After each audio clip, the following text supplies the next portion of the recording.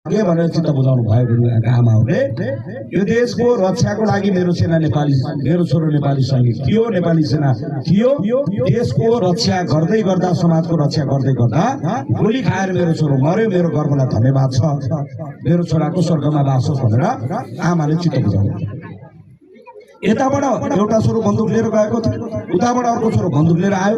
दुईटा बन्दुक समातेका मान्छे लड्दै गर्दा एउटा बन्दुक समातेको मान्छे मर्यो रे भनेर सुन्दै गर्दा मान्छे मरेको कुरा ठिक होइन, तर बताउन त्यसलाई विश्वास के गर्न सकिन्छ भने एउटा लडाईँमा परेर मेरो छोरो मर्यो भनेर चित्त बुझाउन सकिन्छ। दुईटै बन्दुक समातेर गएको।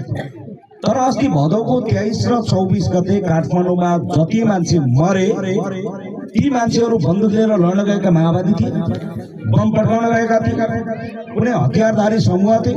को थिए त उनीहरू भन्दा सामान्य फेसबुक र टिकटक खोल्देऊ भन्न गएका मान्छेलाई लाइन लगाएर गोली हानेर एकजना होइन, दुईजना होइन, दर्जनौं मान्छेलाई मारियो।